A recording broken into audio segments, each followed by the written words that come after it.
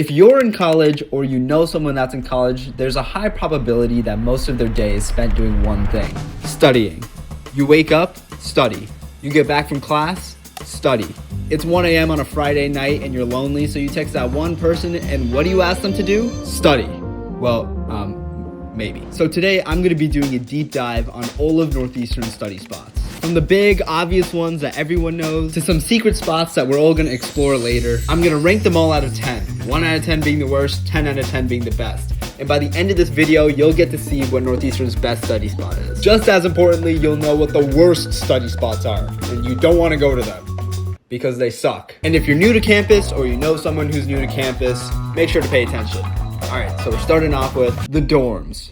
You either love them or you hate them, or you have some other third opinion. Studying in your dorm has a bunch of pros and cons. Pro, you can shape your environment however you want. You can study whenever you want, depending on how chill your roommates are. And if you're studying late at night, the commute from your desk to your bed is probably just a couple feet. By the way, when I say dorm, I mean dorm, apartment, anything, just the place where you live. But here's some cons to only studying in your room. For me, it's the hardest one to focus in because there's so many things that I could be doing that isn't studying. I could be cleaning my room. I could be cleaning the bathroom. I could be cooking some food. And also, if you don't have a good roommate that's understanding of the fact that you can only study in your room and they're loud all the time, like me, you're gonna hate studying in that place. I don't like studying in my room. A lot of people do it, a lot of people love it, but it's my video, so 4 out of 10. Next up, another pretty obvious one. If you don't know what this is, you need to go read some books.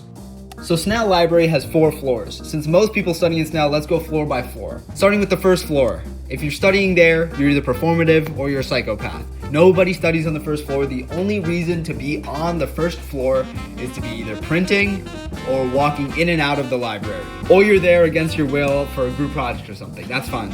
Second floor, floor number 2.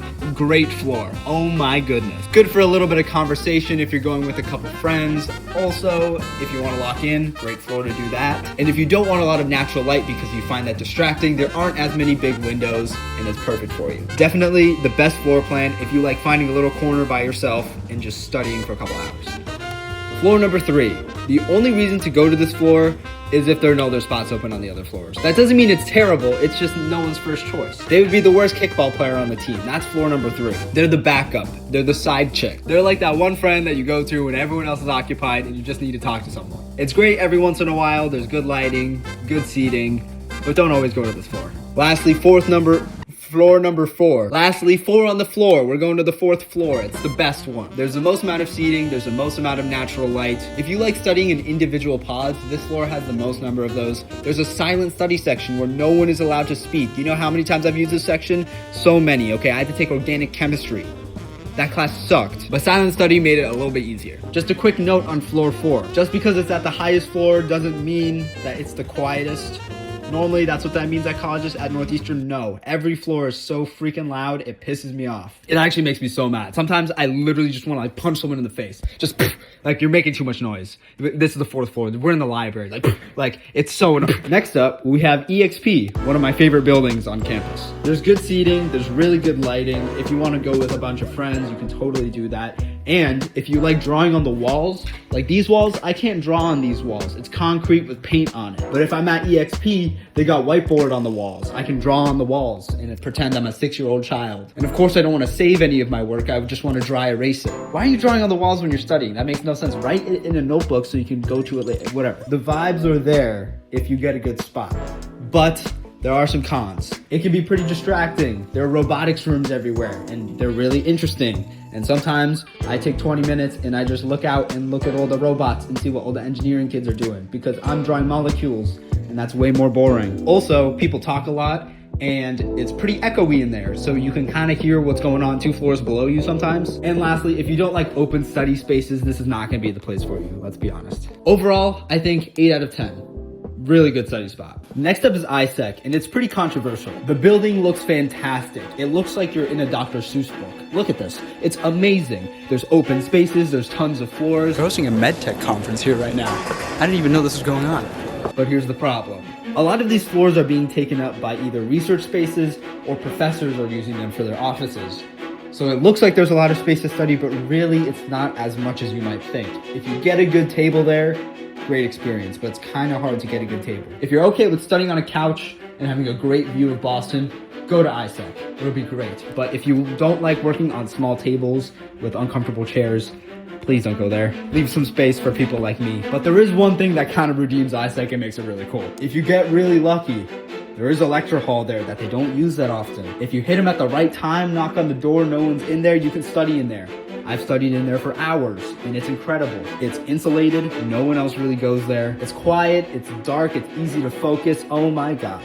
If you get yourself into a lecture hall like that, take it. So I'll give ISEC a solid 7.5 out of 10. Pretty good spot. Next up, the Law Library.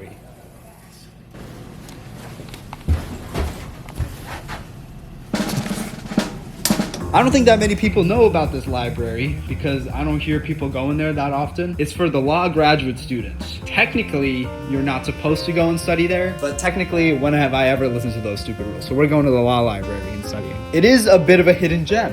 It's pretty nice. It's got good seating. Every time I've been there, I've had no problem finding a table, but the chairs are kind of uncomfortable. If you need a really comfy chair, go to Snell. If you want an uncomfortable chair because it lets you lock in better because you don't fall asleep, go to the law library.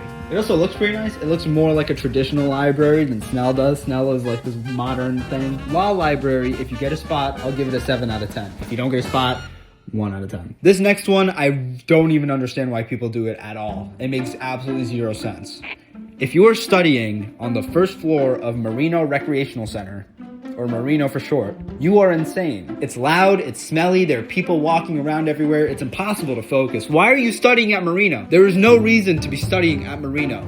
It's dumb. 1 out of 10. Okay, another common one. Curry Student Center. A lot of people study at their student centers. I don't study there that often, but the few times I have studied there, I've had a good time. Open space, pretty good lighting. If you want food really close to you and you want a study snack, all these restaurants, all these places that you can go to, get some food, grab it, go back to your studying. It's central to campus, if that matters to you at all. I mean, it's like a 2-minute walk from Snell, but it's a good spot. So I'm gonna give it an 8 out of 10. For this next one, that random off-campus building. I can't remember the name, but here it is right here. So this building's actually right across from the Christian Science Center, but it's a good spot because not a lot of people come over here. And this is awesome. This is where I was studying before finals, and I was able to reserve this room for the entire day. It's hard to reserve a room in Snell.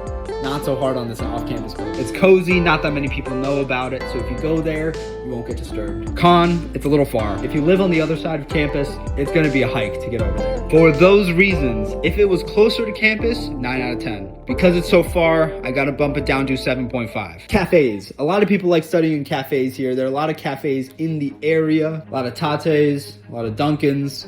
There's a Starbucks in the student center. There are a lot of good cafes on campus, and people go off campus too, just to find a cafe to study at. Here's what I think about studying. It should be as convenient for you as possible. If you are walking 30 minutes to find a study spot, you're doing it wrong. But the pros are, there's good background noise if that helps you, if you don't like the silence. It's pretty chill. You can order coffee so you can be on stimulants and be shaking the whole time. And of course, it's easy to bring friends, so if you want to study with friends, go to the cafe. 8 out of 10. This last one, I have it at the end because you can only use it a few times out of the year, and that's studying outside. During the spring and summer months, people like to go find a chair at Centennial, sit down, and just type on their computers, and it's a grand old time. You don't have to be a chud troll chilling at Snell like me. Enjoy some fresh air, get some vitamin D. The only thing I will say, it's the least productive, by far, bar none. But here's the thing. There should be so much more to college than just studying and doing work, okay? You need to be hanging out with friends. You gotta be building your social skills and your network and learning how to be a real person in the world and getting to know yourself. You can't do all of that while you're studying. Sometimes, put down the books